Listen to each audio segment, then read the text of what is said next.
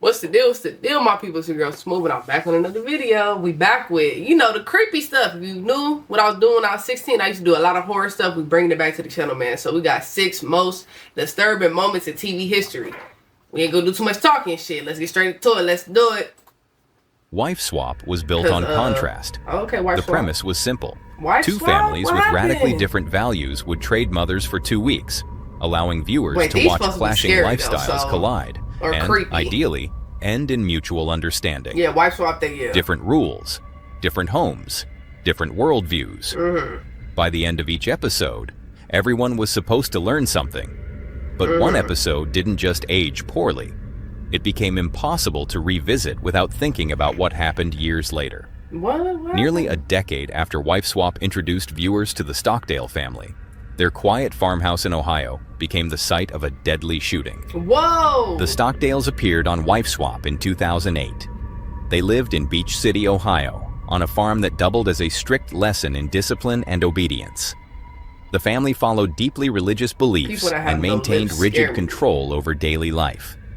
Their children Don't were look homeschooled. right. Dating was forbidden. Television, video games, and popular music were banned outright. Even casual entertainment was closely monitored. Okay. We have control over their character. Yeah, and their those are the education. type of people that Catherine do shit to Stockdale, people. the family's mother, explained it plainly on camera. Their lives revolved around faith, work, and music, as long as that music aligned with their beliefs. The entire family performed together as a bluegrass group known as the Stockdale Family Band, Okay. made up of the parents and their sons. On the show, the Stockdales were portrayed as sheltered but close-knit. One son, in particular, barely stood out at all. Jacob Stockdale appeared quiet, reserved, and obedient. I think that dating has physical dangers like pregnancy. It's not Dating worth has it. physical I've never dangers, been on but you dating. have 4 There's kids. better ways What are you to talking find out about girls than dating. During the swap, the Stockdales were assigned a temporary mother named Lori Tonkovich. Her parenting style couldn't have been more different. She believed children should experience life, make small choices, As they and should. enjoy simple freedoms. God, I feel so sad for these kids. I'm gonna take them all home with me. I asked him what he would like to do, if he could do anything. And he doesn't even know. I mean, they need to know that there's other ways of doing things and then let them decide what they want to do. I didn't realize this was gonna be so hard. Damn. She tried introducing the boys to television and video games, not as rebellion, but as moderation. But Jacob's reaction stunned her. Instead of curiosity, he panicked. He ran outside crying, terrified that his parents would find out. According to Lori, Jacob believed he would face severe consequences, even eternal punishment, for breaking the rules. She later told TMZ that Jacob was deeply fearful because of what had been drilled into him over the years. Your children are afraid to go on a date because they think that means courting, and I have to get married. I really enjoyed you and your children, okay? But you? Come on, get up. I need a No cigarette. wonder they walk around like robots Yeah. and talk like that. I need a cigarette. Talk about my kids. Oh, dear. Years passed. The show faded into reruns. The Stockdales returned to private life. Viewers moved on. Then, on June 15, 2017, 9 years later, everything collapsed. Police say Jacob Stockdale, then 25 years old, shot and killed his mother, Damn. Catherine Stockdale, He killed age the mama. 54, and his younger brother James, age 21, Damn. inside the family's farmhouse. After the shootings, Jacob attempted to take his own life but survived. Catherine and James did not. The small Ohio town was shaken. Damn. So were viewers who recognized the family name. The smiling bluegrass band, the rigid, faith-driven household, the quiet son who once cried at the thought of watching television. At the time, the father, Tim Stockdale, was not home. Two Yeah, 'cause other he probably sons would've lived got it elsewhere.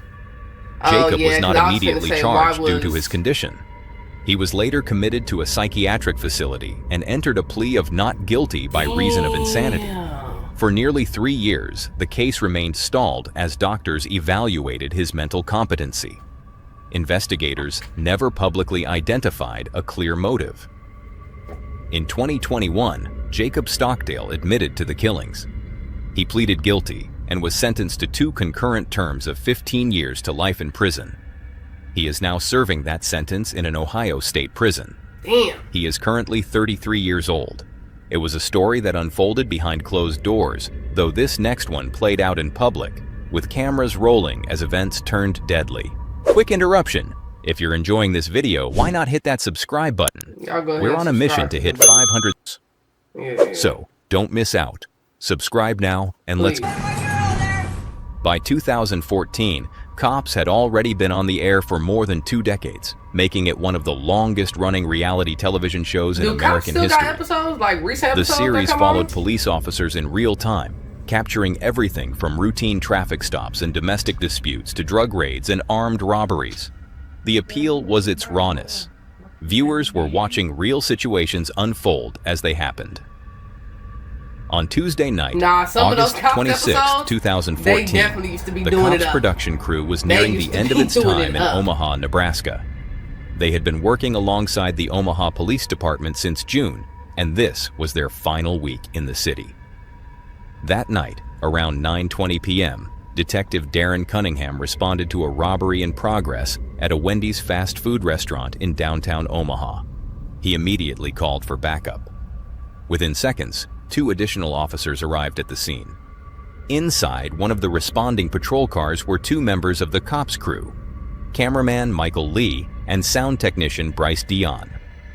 When officers entered the Wendy's, the camera crew followed closely behind.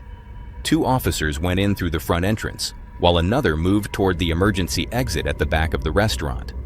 Inside was a 32-year-old man named Cortez Washington. He was armed. At first, Washington didn't seem to notice the officers. For a brief moment, it appeared the situation might resolve without violence. But then Washington stepped toward the front counter. When officers identified themselves and ordered him to the ground, he didn't comply. Instead, he raised what appeared to be a handgun and fired. Witnesses inside the Wendy's later said Washington discharged his weapon directly at officers. Damn. They saw the slide recoil. They heard at least 2 shots. In an instant, the standoff turned into a full-scale shootout. Officers returned fire immediately. It looked like he shot that One took cover big near a dude, hallway too, by the restrooms, and let the big dude continuing just to drop. fire, while another advanced along the counter aisle. Washington kept moving and firing, even as he was being struck. He then made a break toward the exit, weapon still raised. That was popping him. Officers continued firing, trying desperately to stop him before he could escape. In the chaos, tragedy struck. Sound technician Bryce Dion was hit by police gunfire. He was standing near the entrance hallway, holding his boom microphone above his head to capture audio. Dion was wearing a bulletproof vest, but the bullet entered through an exposed area beneath his left armpit. Damn. He collapsed beside his equipment. Both Dion and Washington were rushed to the University of Nebraska Medical Center. Neither survived. Dion was pronounced dead shortly after arrival. Washington died in the parking lot from multiple gunshot wounds. Later, investigators confirmed that Washington's weapon was not a real firearm. It was an airsoft pistol, designed to closely resemble a handgun, but only capable of firing plastic pellets. In the moment, officers had no way of knowing that. Washington had a lengthy criminal record and was on parole in Missouri after serving part of a 7-year sentence for robbery. Just 20 minutes before the Wendy's incident, his girlfriend, 24-year-old Geneva Aras, had robbed a Little Caesars pizza restaurant using the same airsoft gun. Washington had driven the getaway car. The Wendy's robbery was supposed to be her turn to help him escape. When the gunfire erupted, Aras fled the scene. She was later arrested. While in jail awaiting trial, she assaulted a healthcare worker and fractured a jailer's hand. She eventually accepted a plea deal and was sentenced to up to 6 years in prison. After Bryce Dion's death, his brother Trevor filed a wrongful death lawsuit against the city of Omaha. The lawsuit alleged poor coordination between police dispatch and responding officers, and argued that allowing a television crew to accompany officers during an active robbery was negligent. Why the fuck was he that close? When the footage was eventually released, it captured everything: the officers entering the restaurant, the sudden eruption of gunfire, and Bryce Dion lying motionless near the wall. Hell yeah. The reality show, meant to document police work, instead documented a fatal mistake. While that incident exposed the dangers of documenting real I crime, feel like they should the have had a next better show protocol, crossed a though, for line sure. in a quieter way, by turning deeply personal trauma into entertainment. There's no greater bond than that between a parent and child. A connection that begins at birth and grows stronger over time. But what happens when that bond is broken? I was adopted when I was 6 weeks old. And the records were closed. It was through a welfare agency that I was adopted. Separated a lifetime from one another, does the bond between parent and child still exist? The pitch alone sounded controversial. You're right. In 2005, Fox aired a reality special called Who's Your Daddy? It was presented like a polished dating show, borrowing heavily from The Bachelor, a mansion setting, These glamorous people that lost production, their and they weekly done lost their damn eliminations. minds. But instead of romance, the premise centered on something far more personal. Daddy issues. A young woman who had been adopted Who's as a your child daddy? I was feel like I placed in a remember mansion hearing with that 8 being middle-aged aired. men. One of them was her biological father. That The other is 7 were weird imposters. as fuck. Her task was to determine which She man was supposed to truly figure out her who her dad. biological father The prize is. Out of was 7 men. Oh, that's so $100,000. weird. The rules were brutally simple. If she guessed correctly, she won the money. That's If so she guessed weird. wrong, the fake father she Reality chose TV was received doing the it cash up. instead. The incentive was clear: deceive her as convincingly as possible. And you're supposed to deceive her and The they, woman the at the men, center if they of the show deceive had her, grown up get without her 100,000? biological father. Oh, That hell absence no. and the emotional vulnerability tied to it became the engine of the series. Each week, the men competed through staged intimacy and manufactured bonding. In one clip still circulating online years later, a man looks her directly in the eyes and says, "I want you to know that you were conceived in absolute love." Your mother didn't want her pregnancy to be the way our relationship, our marriage started. It was a very turbulent time. I'd already made the decision to go into Vietnam. We weren't sure what was going to happen, and she wasn't going to be able to take care of you by herself. But how do you know? You don't know these And people. so she made the decision, and I accepted it. We questioned it, believe me. We. So she wanted to keep me too, honestly. Yes.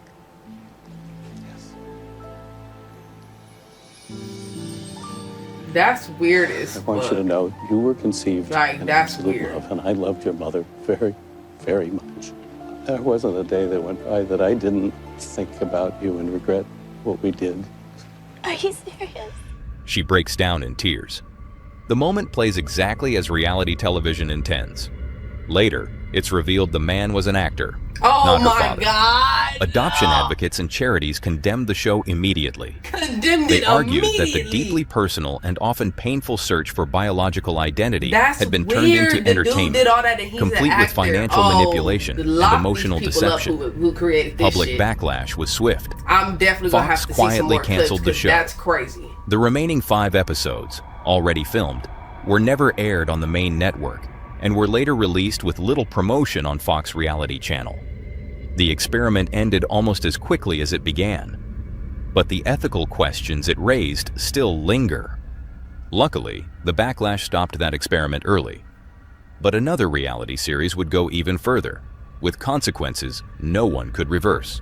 Nah, By that 2009, VH1 was riding the peak of reality television success. Shows like Rock of Love, Damn, I Flavor of remember Rock Love, of Love. and I Love Money dominated ratings. Flavor of Love. That momentum led to a new series built entirely around excess and spectacle, Megan Wants a Millionaire. The premise was exactly what the title suggested. Megan Hauserman, a former Rock of Love contestant, had once joked that she didn't just want love, she wanted to marry rich. VH1 turned that comment into a show. 17 wealthy men were selected to compete for her affection, each claiming a net worth of at least $1 million. Damn. But only 3 episodes ever aired. There's a big suitcase, so I took my middle finger and I just lifted it up, and sure enough, it looks like a body. It's for sure a body? Yeah, I mean, yeah. On August 15, 2009, a suitcase was discovered inside a dumpster in Buena Park, California. Not Buena Park. Inside was the body of 28-year-old Jasmine Fior, a swimsuit model who had recently moved from Las Vegas to Los Angeles. Her body had been severely mutilated. Her fingers and teeth were removed. She had been strangled, stuffed into the suitcase, and discarded. Investigators struggled to identify her until they traced the serial number on her breast implants.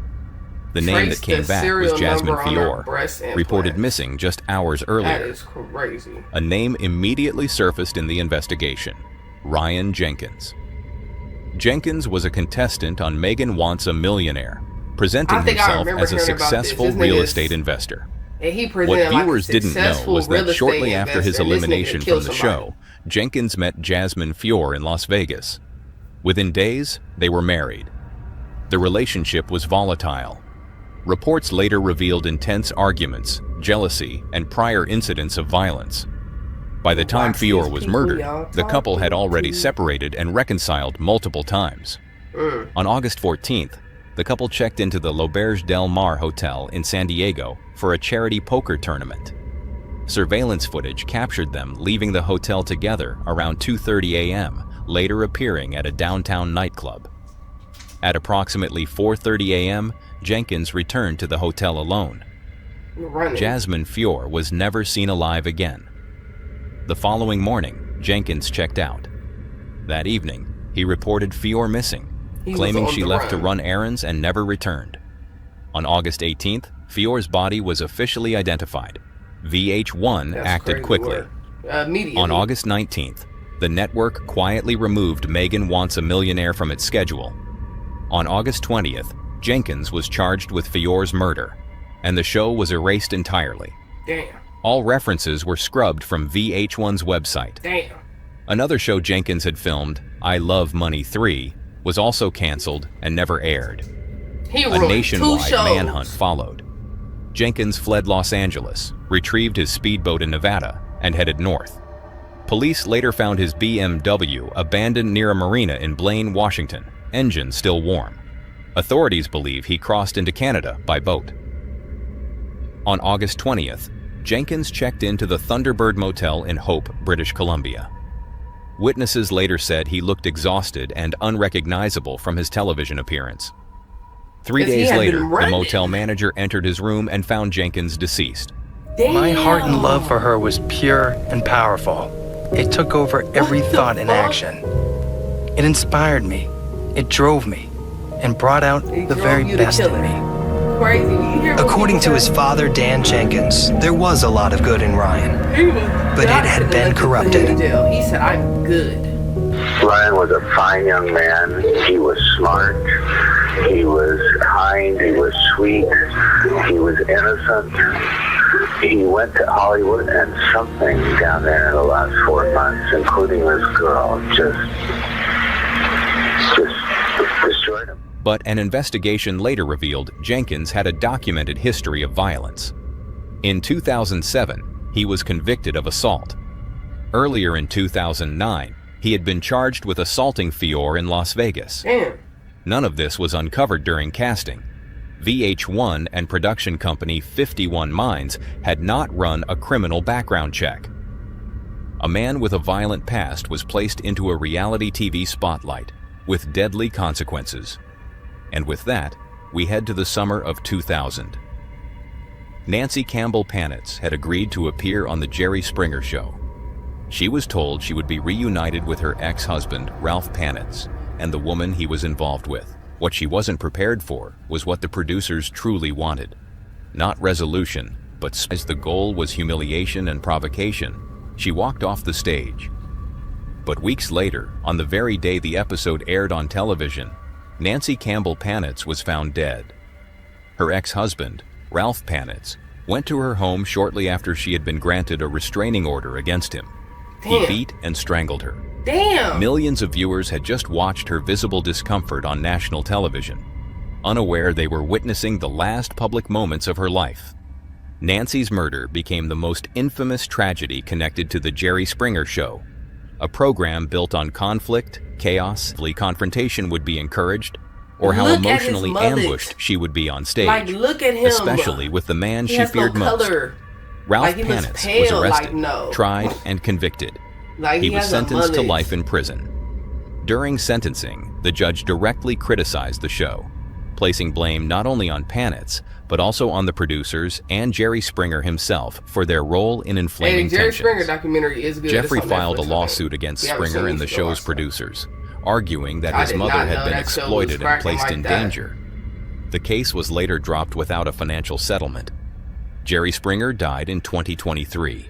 Damn, 5 years really? Jerry after the Springer show died? ended. I did not know that. He died in In 2023. early 2015, Jeez. a new survival-based reality show entered production in Argentina. Oh, that The don't series sound was good. called Dropped, and its concept was intentionally extreme. Elite athletes were blindfolded, Oh, one flown of by these helicopter goof-ass into shows. remote wilderness locations, and left completely stranded. Yeah, No maps, no. no food, no Not assistance. playing that with no They were reality given TV show. 72 hours to navigate back to civilization, using only their survival instincts. Military Filming need took to place in do that. Patagonia and later in the mountainous region of La Rioja in northwest Argentina. The cast included 7 French athletes and 1 Swiss competitor, among them Olympic swimmer Camille Muffet, Olympic boxer Alexis Vastine, and renowned sailor Florence Arthaud. Production began in late February 2015 near Ushuaia. By early March, the first episode had been completed, and 1 contestant had already been eliminated and returned home. The black Everything one. appeared to be going according to plan, until March 9th. That afternoon, production prepared for an aerial shot. 2 helicopters lifted off around 5:15 p.m., each carrying contestants and crew. They ascended side by side. Moments later, 1 helicopter climbed faster than the other, drifting into its flight path. The aircraft collided mid-air. Both helicopters crashed and erupted into flames. All 10 people on board were killed instantly, including 3 of France's most celebrated athletes, 2 Argentine pilots, and 5 members of the production crew. The remaining contestants were nearby on the ground and witnessed the crash. Oh my God. France entered national mourning. Camille Muffet was an Olympic gold medalist from the 2012 crazy London as Games. shit. Florence Arthaud was a pioneering sailor. These people, Alexis Vastine had earned an Olympic bronze medal This and was show considered did, at like the one peak of of his the career. wilderness shows where they drop you off, but they Production had on like 3 Dropped Olympic was medalists and the immediately fucking halted. helicopters crashed into each The other French with all the network contestants on TF1 it. postponed And its everybody entire died summer instantly. schedule. Damn. Adventure Line Productions later That's some confirmed crazy that shit. none of the footage would ever air. The show was canceled before a single episode reached television. Show canceled before a As single episode even got investigations dropped. unfolded, questions mounted. Why were the helicopters That flying so close? close together? Why was such a risky maneuver attempted Because for a that was television crazy. shot? That was really The close. tragedy forced a reckoning. Reality television had crossed from drama into genuine danger. Yeah, and the cost that's was crazy. irreversible. They killed 3 Olympic gold medalists. Damn. Sheesh, all from France Olympic gold medalists. That's crazy. Yeah, because why were they trying to do that maneuver at the end?